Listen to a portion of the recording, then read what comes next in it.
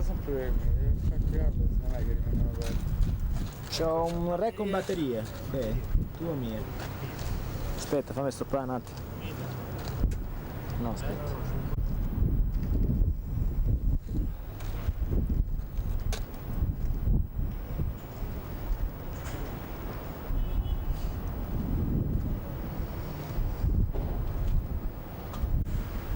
Si è messo in 6, si è messo in 6. Se no sei c'è lì. Sta passando di canne. No. Sì, sto facendo il taglione della cosa con un minimo di fumo.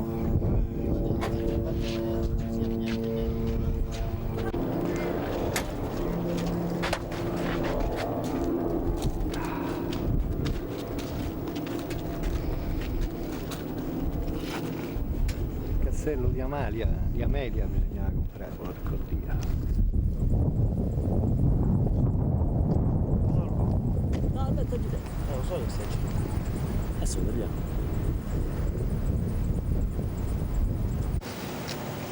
Però se ogni volta lo stoppi, lo fermi, insomma, quello che... Ok.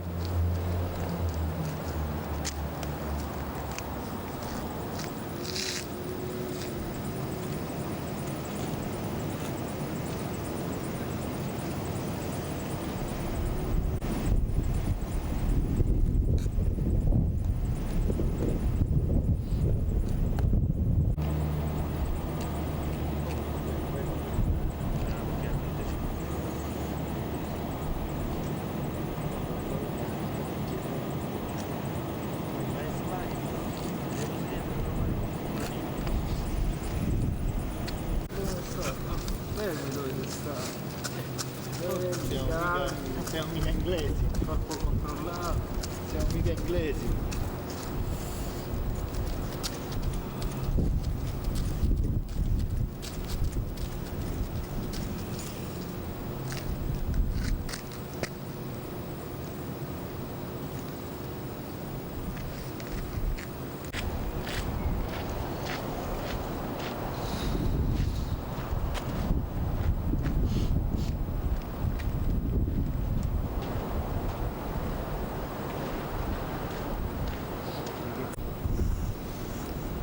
Sì, non ci vuole tempo per fare un ricordo. Ci sta Branca sempre duetto. Eccolo. Questo mi piace così.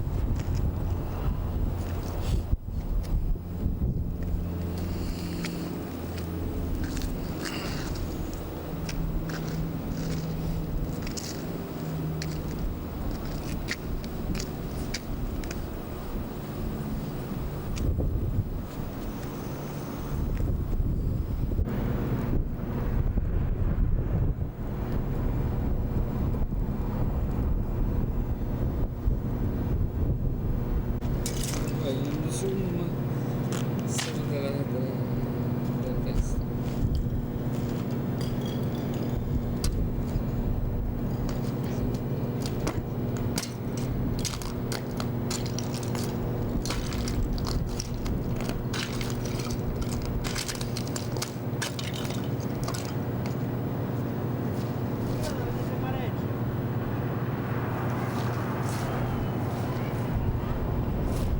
Ok, sta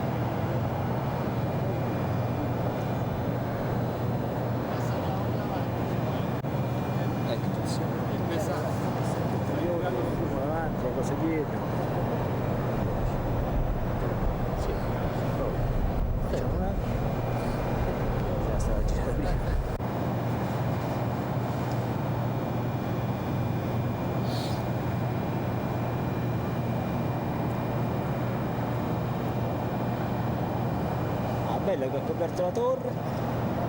Sì. Ma questa è bella che c'è sto fumo che sonora. Sì, Le televisioni i cotaloni si perdono proprio. sì, questa è bella, tutta una panoramica su questo. Sì, ma la parte alta, capito? Tutta così.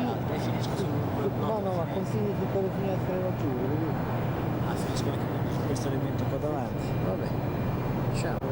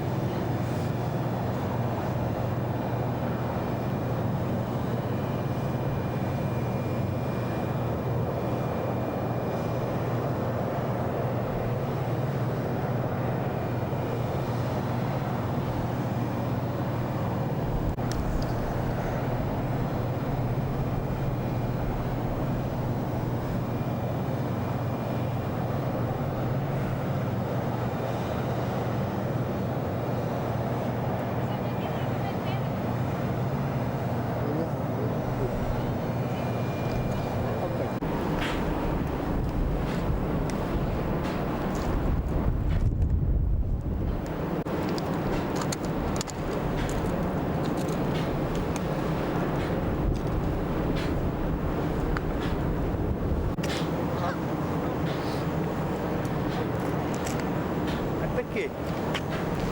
Devi fare culo. Tutti che stanno a guardare così. Girando sto girato.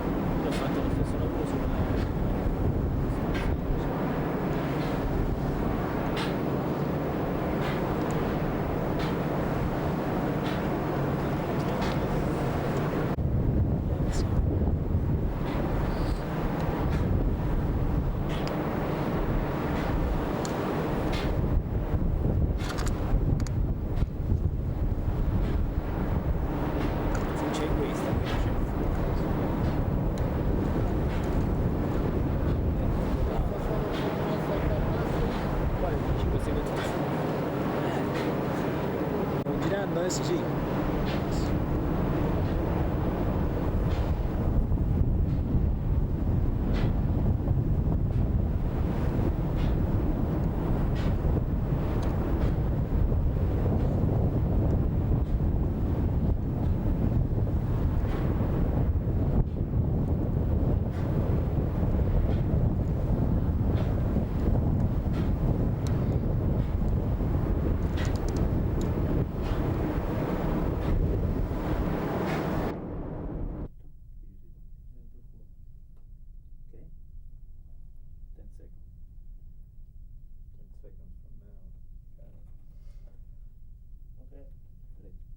Okay, can you tell us what you were doing before you went to Los Alamos? Where were you living and what were you doing?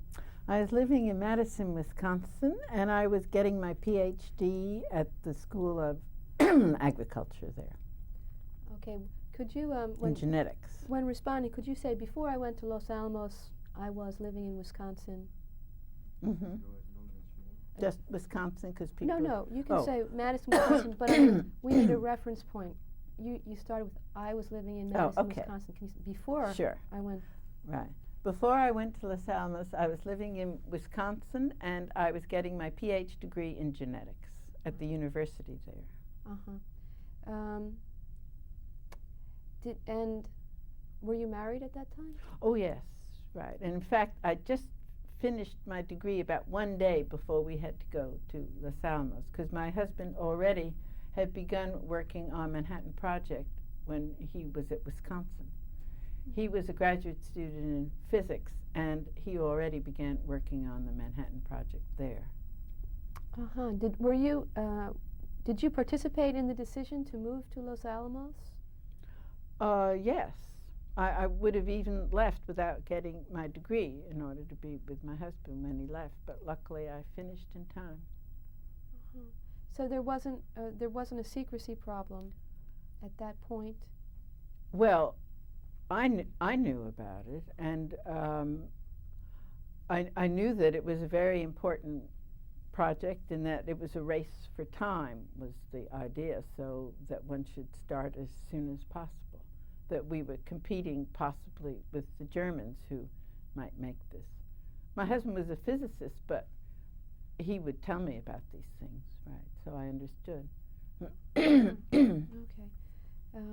Can you describe your arrival on the Hill and what it was like to settle in at Los Alamos? Oh, well, first we were put up at a ranch in the valley. Housing wasn't ready yet when we came, and we went up every day to the mesa. And we were with, I think it was the Macmillans, so it was very interesting. I'd never been on a ranch in New Mexico before. It was very beautiful. And the road up to Los Alamos was hair-raising. It was one hairpin turn after another. And so going up and down it every day was a very hazardous experience.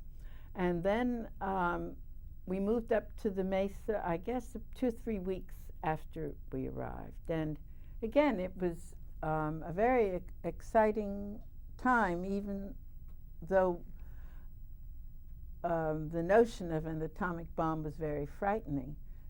All the scientists who came were very wonderful people, and Oppenheimer was very wonderful, and it was very small, so we all knew each other. And there was a great feeling of community. And in fact, when I came up on the mesa, I was approached right away. They needed help so much, so I worked in the library as practically the next day after arriving. I helped cataloging. And then as a biologist, I got a job later in the blood lab, but in between that, I actually assisted in computing with Richard Feynman, and he was such an extraordinary man. That was a wonderful experience also. So even though we knew that the bomb was being made and it was a terrifying thing, the experience of being with so many fascinating people was a very exciting one. You say making the bomb was a terrifying thing. Did people discuss how they felt about the atomic power, what they were dealing with? Well, I don't know about other people, but my husband and I certainly did, and the small group of our friends did, because they understood right away what the implications were for the world if it wasn't well controlled. And I think it's fair to say that many people hoped and prayed that it wasn't possible to make it. The idea was we had to make it because the Germans were supposedly working on it then. But I think many people hoped that on the basis of the physical principles that it would turn out not to be possible to make it. And I remember when they came back from Trinity, all the scientists came back from Trinity when it worked. everyone was dead silent and really very depressed because they said people are so stupid that they'll use this and they'll end the world. We'll all have to live under the sea. People weren't jubilant at all. They were really depressed that it worked. Of course, in a sense, as a scientist, when you make something, you're glad it worked. But they understood the implications right away. So it was very frightening that it worked. The Trinity test was at about the same time as the defeat of Germany. Did the scientists act on their feelings, on their fear, because the bomb was successful, because Trinity test was successful? Did they, and at the same time Germany was defeated, which was the reason for making the bomb in many ways, did the scientists start to organize or act on their feelings, on their concern for the social implications of the bomb? Right away. There were meetings on the Mesa and meetings with Oppenheimer, and a group all the wives worked on that became the Federation of American Scientists, because we wrote everywhere we could to get support for civilian control of the bomb. But what the physicists worked on right away was not using the bomb at all. That is, they have it now, but not to use it as it was used, for example, on Japan. Now, I don't know how unanimous that was. My husband certainly felt very strongly that it shouldn't be dropped anywhere, and many physicists felt that also. So a group certainly did organize on that and go to see people in Washington and talk with Oppie and so on. And you said the physicists worked on this line, and you said the wives started writing immediately to work on civilian control of, or a civilian education. Well, it was, both groups did. It wasn't simultaneous, I guess, in time, because I think the trying to not use the bomb ever was one thing. And then probably in time before we left, I remember an organizational meeting which the wives attended also, on getting civilian control of atomic energy in the United States, that is, not have the military control. And in fact, that succeeded. And that's where we all wrote back to our colleges and so on to get support for civilian control of the bomb, not to have it, and of nuclear energy in general. So that was not a separate women's group. That was the wives of the scientists working in conjunction. Yes, with the scientists, that's right. It wasn't a separate women's group. I don't believe there was any separate women's group that I knew of then. Okay. Well, let's go back to your work in the laboratory. Mm-hmm. So you were a biologist when you arrived at Los Alamos, and after a couple of jobs, you got a job in the laboratory analyzing blood. Well, we used to check on the scientists routinely to be sure that they weren't getting overdoses of radiation, and it's routine blood counts. You do red blood counts and differential blood counts and so on, and we did that routinely, and that's where I worked. But then I stopped working because I had my son at Los Alamos. So the scientists were what were the concerns of what were the scientists' concerns about radioactivity? What did they know about radioactivity at that time? Oh, well, they knew if you got doses above a certain level, it would kill you, most definitely. None of the physicists were naive about it. They might have been careless, as the one poor guy who propped something up on a lead brick and then it fell down, and indeed it killed him to get that dose. But everyone knew, and that radiation is lethal. It wasn't any surprise. I mean, even back in Wisconsin, when my husband worked on the Van de Graaff generator, they were careful about exposure. So you wore badges and monitored how much exposure you had. It was very well known. And the head of our lab was Dr. Louis Hempelman, who was a blood expert and so on. And so we all knew about it, and so did the physicists. Were there any health concerns about other members or other members of Los Alamos that were not working in the lab? Was there concern about children? Or, well, no one was allowed in the technical area other than people working there, and the rest of it was remarkably healthy. So much fresh air, it was wonderful. So the children, no one would have been exposed to radiation. I myself wasn't exposed to any radiations, only those working on sources and direct making of the bomb who would have been exposed. And entrance to the technical area was very carefully monitored also, so you wouldn't be admitted. And then within the technical area, I'm sure there were sub-units that were further monitored, but I wasn't aware of it because I never worked with any radioactive materials at all. Is there a? It seems curious that when we think about when we think about Hiroshima and Nagasaki, and you go through the documents and the papers, the surveillance crews that went in immediately afterwards to measure radiation, to look at the damage, to help the victims, they talk about not finding any radiation, any radioactivity.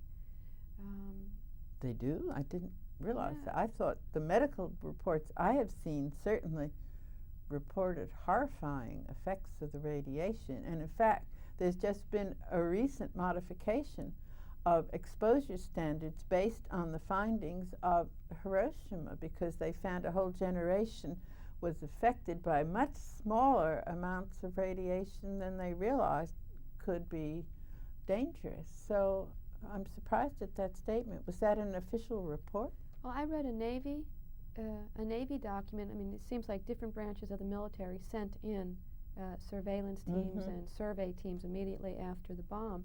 And I read a Navy report where they said they took soil samples from all over the city, including right immediately underneath the 0 point where the bomb was dropped. And they're taking these samples of dirt, and they said in the Navy report that there was no radioactivity. And I think it's very. I thought it was very strange also, but also, I mean, isn't there something from Philip Morris and Yes, what Antonello? did Phil say about that? He said that the majority of people were killed by fire and falling buildings, but not by radiation. Well, he said that the proportion, yes, and that the radiation was not on the ground. Perhaps he was distinguishing between immediate death and later death, because the people died later of radiation. There is no question. Right. Yeah. So perhaps that's the point he was making. Of immediate death may have been from the fire effects or the blast, right? But the people died of radiation. Definitely. No question that they did.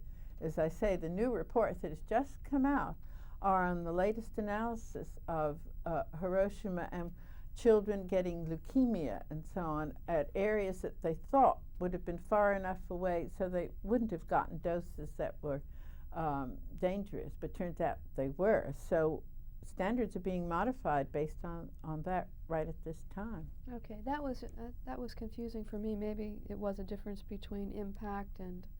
Oh, I would think so, eventual because certainly Philip Morrison would understand about the effects of radiation. Yeah. It was curious about the Navy report too. Isn't that odd? Right. I mean, I don't know if there was something political there or not, but it was the original documents.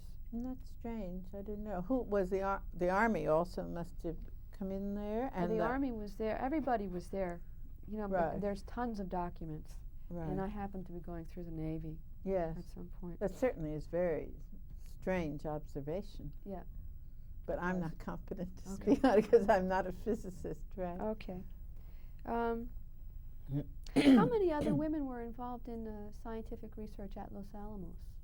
There weren't very many, but Lily Hornig, who I hear is going to be interviewed after me, was a chemist who worked on direct research there, and I can't answer that. I don't think there were very many, but in those days there weren't very many women physicists. But I think there were some at the University of Chicago who were associated with the Manhattan Project, and they weren't at Los Alamos, but there must have been 2 or 3 there. I think Leona Marshall.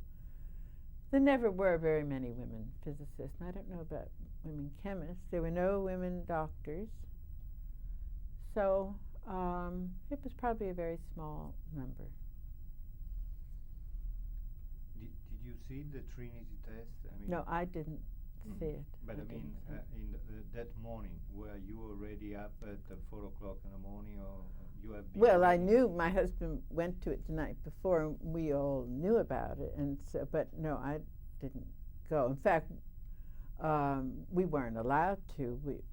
Only the people who were in the test were allowed to go. So we just heard about it afterward. Mm-hmm. But I well remember their return. But as I say, everyone was so depressed. It would have been great if it hadn't worked. That is, if it hadn't been possible for anyone to make it. It would have been so good. It didn't work out that way. Was there conflict between the scientists and the military on the Hill? And was there conflict between the military and the scientific community? Well, we didn't run into them that much. Perhaps people at higher levels did, but I didn't. For example, we had a WAC working in our lab with us who was extremely pleasant. And they ran movies. We always thought the Army slogans were funny, like, something will be done. So we all kind of laughed at it. But the guards were all very nice. And I rarely ran into anything because we had a civilian mayor. I think Professor Weisskopf was mayor of Los Alamos.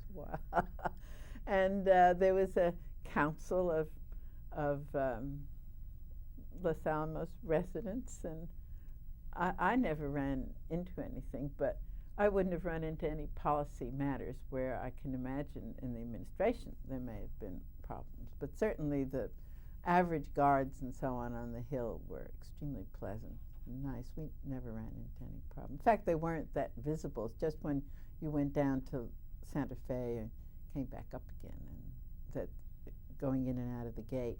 Mm-hmm. Okay. So I imagine that Los Alamos was probably the strangest community that you've lived in. Well, in many ways, but it was, as I say, a wonderful community because though people were extremely hard and often round the clock, there would be parties Saturday night and so on, and everyone was so fascinating. I mean, Niels Bohr was there. I held the door open for Niels Bohr as Mr. Baker. We'd lived a year in Denmark, actually, and had known him before. And he was supposed to be incognito, but we knew Niels Bohr, and they were just wonderful people. And I remember one incident. I came back from work, and I had used a quantitative balance that day, and I hadn't used one in a long time, so it took me a while to figure it out. And I noticed a new person waiting to use it, a short man. And I said to my husband, there's someone new at the lab, and I felt so bad because I was so slow using the balance till I figured it out. And my husband said, what did he look like? And I said, oh, he's kind of short and dark and a little white coat. And my husband said, oh my God, that was Fermi. You kept waiting. And he never said a word. You see, he was so polite till I figured out how to use the balance. So, and then we'd meet Fermi, and Laura Fermi was so lovely also. And everyone was fascinating, and physically it was an absolutely beautiful place. And even though the apartments were, by most standards, crude and so on, we didn't mind. It was beautiful. We saw the mountains in the distance every morning, and they weren't soundproof particularly. I think the chemist down below us was a weightlifter, and every morning we'd hear these grunts as he got up and lifted his weight. But it was a very pleasant community. I mean, everybody, since it was small, knew each other, and since they were all scientists, really, we all got on very well. Physicists are a very extraordinary bunch. least the older generation. I don't know how the new ones are, but very many refugees from Europe, very cultivated people, a lot of excellent piano players and music. And so, except for the fact that the bomb hung over you, it was a wonderful place to be. The people were extraordinary.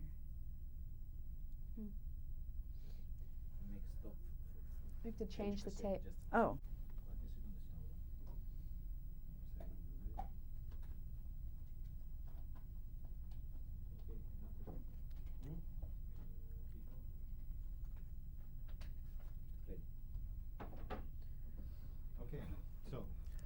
Well, after we returned and came back to Cambridge, I tried to do what I could, and of course my husband could do more because as a physicist he could be directly involved in policy matters.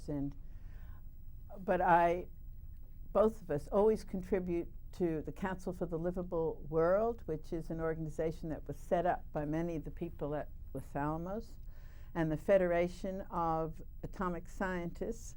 I was actually on the council. I was elected to the council of the Federation of Atomic Scientists. And we not only supported these organizations as best we could, wherever we could, we would write letters and so on. I think everyone who was at Los Alamos felt as someone who understood the implications of the bomb and how, if used by people, it could just destroy the world, especially after the development of the hydrogen bomb. We do what we can politically. That is, the little that can be done is support candidates who are for cutting back on nuclear weapons and so on. But as a non-physicist, I never could participate directly in various conferences, like the Pugwash Conference and so on, which my husband did participate in. So all these efforts were to try to keep a strong control of nuclear weapons and, if possible, cut back and have them banned. But especially when we had the Reagan administration, it was a very difficult thing to keep opposing because they were going the other direction. So essentially, it's just whatever you could do to support organizations that are opposing the use of nuclear weapons and to have them cut back and, if possible, just banned totally. After the dropping of the bomb on Nagasaki, do you remember what kind of feeling and discussion you had with your husband and also with other scientists? Oh, yes. Can you tell us something? Yes, we were horrified. We all said it was bad enough they dropped it on Hiroshima, and the Japanese hadn't had time even to probably even know all the details of what happened at Hiroshima. So the dropping of the bomb on Nagasaki seemed a very especially horrible thing, especially since we felt it never should have been dropped on a city in the first place, on any city. Did you remember anything about why the decision was made? Any discussion about it? You know? No. Well, I hadn't heard anything other than they dropped the second one. Right? Mm-hmm. So it was a complete surprise. Yes, right. Well, dropping the first one was a complete surprise on Hiroshima. Were we still at Los Alamos then? I can't even remember. I don't know whether we were. I guess we were, because then the war ended, right? So that was a horrible surprise, dropping on Hiroshima. Do you believe that because of the bomb, the relationship between science and technology, it did change a great deal, after the bomb? Well, you mean in physics alone or in other fields also? also? Well, generally speaking, also in other fields. I mean, that is a question to you as a scientist. Did the relationship between science and technology, and also between science and the military complex, did change a great deal? Well, I can't speak for other fields. As a geneticist or biologist, up to those times, there already was worry, for example, use of biological warfare. And I think that remained just as bad afterwards to sensitive people as before. I don't think it really changed any of the problems that existed. You always knew the military would use military weapons, especially if they supported them, and it was a problem always to keep it humane. So I don't think it altered anything, in my view, anyway. I mean, I always viewed it as a terrible problem, so it was still a terrible problem, and I didn't think it would make any difference in biological research. The same worries would be present as before on not using biological warfare. I don't think it altered anything in my view, other than it was a great big worry now that this new possibility of destruction was there. I'm not quite sure if I understand your you question right. Right, yes, but very well. it didn't change. English, you know? No, that's all right. It was very bad before, and it's just remained bad with one more example of what it could be.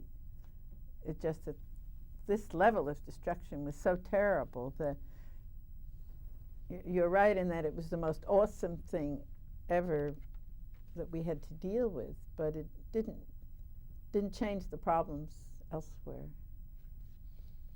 Okay. Oh, as a scientist, I mean, the idea of progress, did change with atomic energy.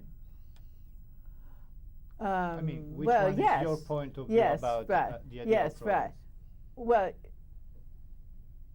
you mean you could have nuclear power and so on. Right, yes. Well, even though I've been reassured on how marvelous nuclear power is and so on, see, I'm very frightened of radiation biologically and so on, so I never was very enthusiastic in what I gather is real progress in certain places. It's a source of power that, if properly used, is safe, and if nations don't have other sources, it is a good thing. But I view it rather skeptically because people don't seem to be able to manage it properly, so it's been dangerous everywhere. So I know it's supposed to be a great advance, but it didn't strike me as a very great advance. But that's my own opinion. There aren't that many good managers around, it looks, or they're not educating people well enough to be good managers, because look what happens. They don't watch how the pressure rises or falls and the whole thing blows up. So people are too sloppy, apparently. But that's a very idiosyncratic view. Can you tell us something, as you were telling us before the interview, about this contradiction between the growing population and the fact that people at the same time need to raise live their a better standard life, of right? living. Yeah, I mean, it seems to go back to Malthus, the idea of yes, well, it's really a whole different area, and let's see how best to put it. Well, it's a common sense observation that if you are well nourished, you are more fertile than if you are poorly nourished. And then one asks, how come then that there is rapid population growth in all these areas of the world where people are very poor, and most of them poorly nourished and have many diseases? And what my research has shown is that this rapid growth in population is not due to high maximum fertility in these countries. In fact, as one would expect, the fertility is about half the human maximum in countries like Bangladesh or Pakistan that still have 85% of the population rural and poor. And why is that? It's because you begin your whole reproductive cycle at a later time when you're poorly nourished. Instead of having the first cycle at 12 and a half, the way American girls do, you don't have the first cycle till 15 and a half or 16. This was true historically in Western countries, also in the poorer classes. And then you don't have your first child without any use of contraception at all. There's a long delay to your first child, 20 to 21, because you don't have regular ovulatory cycles right away when you begin later. Then when you nurse, and most women in these countries do nurse, and it's very important also because it's the best source of protein and calories for the baby, so it's very important that they be well nourished enough to nurse. Then when they nurse, the natural period until the next ovulation is much longer than in a well-nourished woman. It's about 2 years instead of 3 months as it is in the United States. So you can just see that the intervals are long, and then the cessation of reproduction, the menopause, is much earlier. It is about 47 instead of 52 as it is in the United States. As populations like the United States got better nourished, menarche, the first cycle, got earlier and earlier. Menopause, the last cycle, got later and later. So the whole reproductive span increases.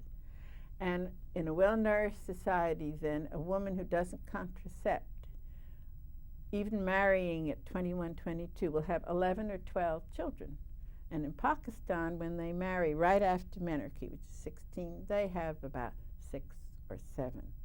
So now, what happens when people wishing to, as everyone does, raise their standards and eat better and the women not work so hard, fertility will rise, and the women need to be protected when they nurse, for example, from having another pregnancy too close. They'll need more family planning, not less.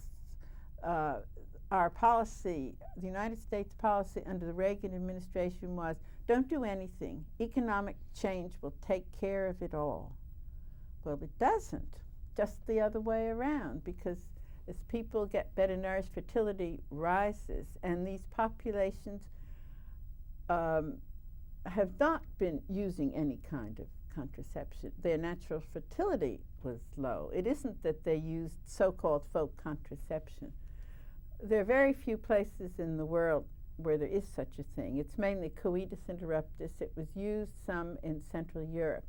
I have not heard any evidence for it in Asia anywhere.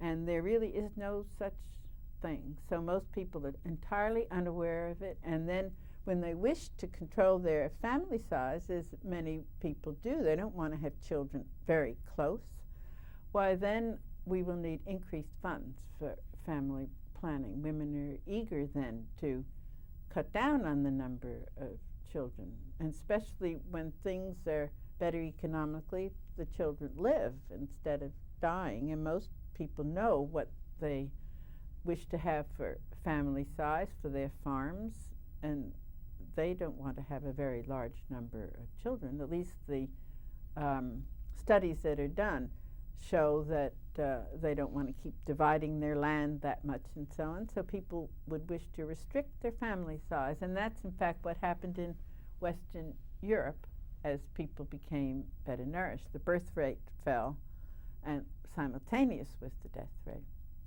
So the rapid population growth comes from a fall in the death rate in these countries from the proper introduction of public health methods, and the birth rate staying the same.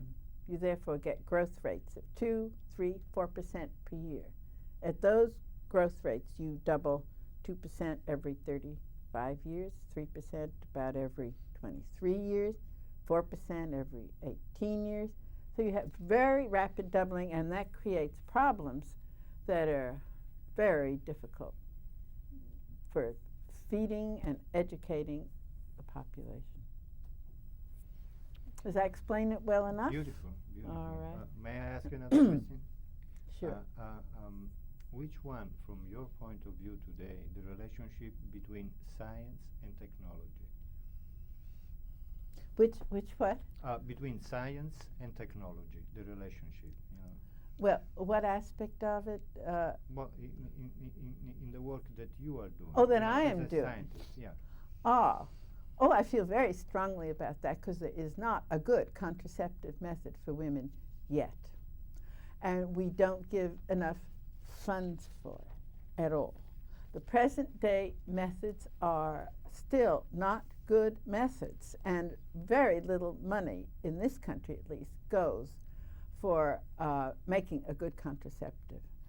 So we've got the pill, which has all sorts of side effects for many women, so they don't wish to take it, and there are even questions about the safety of it for younger women later in life, even though they've reduced the dosages, not to mention using the pill in other countries where they don't sometimes adjust the dosage for the difference in body weight, which can be very difficult for the women. Then they've got the barrier methods. My generation all used them, but they certainly are not completely safe from the standpoint of getting pregnant. They're safe from a health standpoint. So there really aren't good methods, and they've come out with progesterone capsules. Well, no one knows about them long term. So we still need a good contraceptive, and fortunately, we hope people are going to be well nourished in the world, so we need it even more, and that goes in our country also. We have menarche at 12 and a half, girls becoming sexually active very early, and very poor contraceptives as yet. So from my viewpoint, the technology has been totally inadequate on this whole area. Right. People don't talk about reproduction. It's kind of taboo with all this sexuality. Nevertheless, there's very little information in the population, even among policy makers, economists, sociologists, and so on reproduction. Many of them have never heard of menarche, for example. They look at me totally blankly when I lecture on what is menarche. It's the first cycle, and it's the beginning of reproduction for women. And men, it's 2 years later. In a well-nourished society, boys begin 2 years later than girls. So everything's become very early, you see, and people are really quite unaware of it. I think sexual education even doesn't teach people about the natural control of it and so on. It's very interesting how the brain controls, and so much is known now, and yet most people don't know anything about it. So I think it's unfortunate. And the focus is all on the sexuality and not on people understanding the process. If they did, I think things might be better. So in my view, that's a great failure of technology, contraception. They don't have anything for the male yet either at all. I mean, the condom is used, but it's not that marvelous either. It's important now, of course, because of AIDS. But in general, that whole area has remained a taboo area scientifically. Do you believe also because it's the science world, it's male-dominated? Well, perhaps. I say perhaps because some of the people who gave me the best advice in my own research were men. They're always in a field, fortunately, really good people who you turn to. And whether they're men or women, it doesn't matter too much. In my case, they happen to all be men, and very helpful in understanding when I began looking at how fatness related to fertility. But probably on the contraception, it could well be. For example, in the biggest organization, Population Council in New York, I don't believe there are any women making policy. On the World Bank, I don't believe in the unit that is looking at population thing, there may be 1 or 2 women. In fact, we had a speaker from the World Bank, this was quite a while ago, I'll admit, maybe 10 years ago, who was discussing World Bank efforts in Latin America population.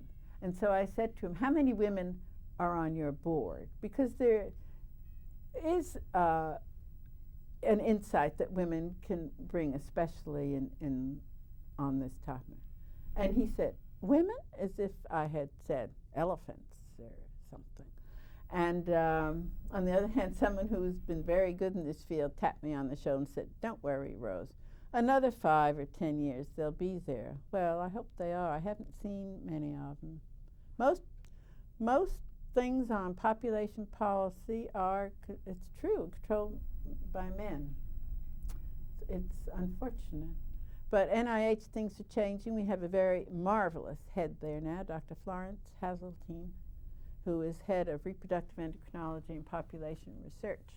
And in fact, she, I saw in the New York Times, has asked legislators, women legislators, to put bills in Congress for money for new contraceptive methods, because she said the whole abortion question would not arise if there were proper, easily available, non-hazardous contraceptive methods. So there are some changes. It's remarkably slow, though, really is. You know, maybe it's better in Europe. I don't know. No? Well, I'm a man, so I can answer.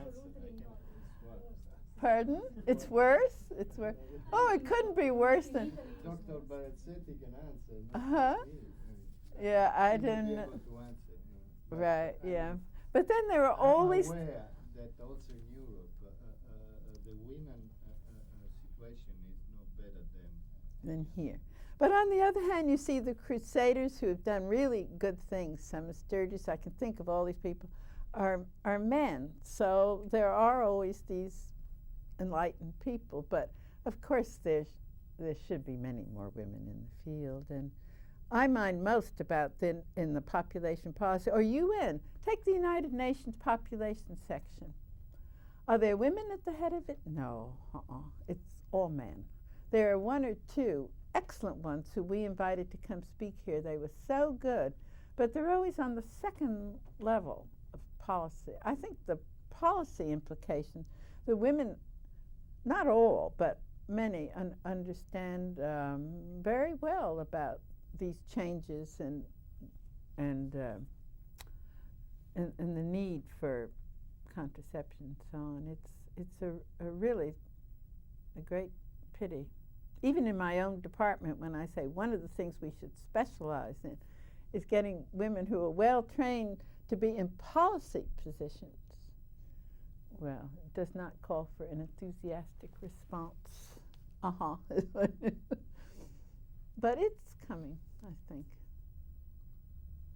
I hope. Well, we hope so too. Yeah. Well, do you think that that's because somehow women represent men?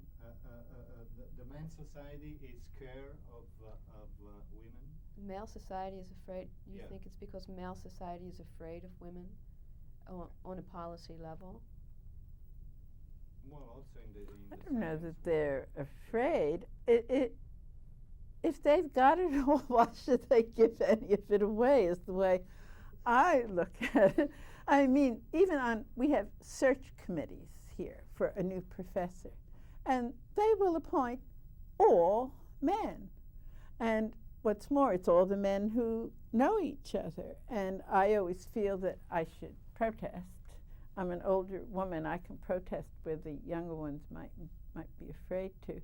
And well, you can see, why would they make place for women? They all enjoy being, I can see Lillian's, they all enjoy being together. They all know each other and so on, and you get one of these strange women in there. Heaven knows what she might say or something. It truly is the old boys network, and the new boys fit right in. So I don't think they're afraid of them. They've got the power, and why should they share it, is the way I look at it. Maybe they're afraid. I don't know. I doubt. It seems. I was also talking What do you think? From this point of view, the power. Oh, the power, right. They certainly don't want to But share it, seems to right. me, somehow the world of science is a world without women. I know, and the history is so interesting. If you have read Barbara McClintock's book about her discoveries on the jumping genes and how she never could get a proper professorship and so on. Well, I have now published about 90 papers, and it took all these years for me to become an associate professor. Frankly, it was outrageous. But it just is very difficult. That's right. And the good women scientists, I think, have to work very hard to get ahead. Right. Probably everywhere. Do you see a change? Do you see a change in the number of women coming into this university, for example, and making it onto the faculty? Well, there's great efforts for it. And for example, I now participate in a program Harvard and Radcliffe have. It started by Radcliffe, which was the women's college, which used to be separate from Harvard. They now have a summer science program where they bring young women who are in high school. It's like your gymnasium a year before they would enter college. And they have speakers from different disciplines, and they take them to all the different labs and so on to get a feel of what it's like. And they live here in the summer. And so something like that is very helpful. But I look back on my own career, it's very odd. I never worried about it at all, actually. From my parents' viewpoint, I could do anything I wanted to do, and I got a master's at Columbia University at first. And actually the professor there said, oh, when I said I wanted to go out and get a PhD, he said, well, that'd be very difficult for you because you're not only a woman, you're Jewish, and that will be really difficult. But I thought he was very strange. I paid no attention to him at all, and I went to the University of Wisconsin and got a PhD, and at Wisconsin I never felt anything about being a woman. It was a nice small genetics department, and it was just great. So you can have different experiences, I guess. But then later on, coming here, the medical, and this center is in the Harvard School of Public Health, and the medical area is very conservative, right, about promoting women. So they let you get to a medium level and then keep you there, unless you protest. But now there are avenues of protest, and you can sue and so on if you want to waste your time that way. So, not waste your time, I shouldn't say that, but for younger women it's very important to be sure you get proper status. That's right. So now there are ways of doing it, and that wasn't present before. That is, the university has had to set up affirmative action and so on. So there are places you can go complain, there are deans you can go complain to. So there's a lot of awareness. I think that's real change. But it's very slow. Thank you very much. Oh, you're welcome. Took you up. Wait, let me Oh. unplug you there.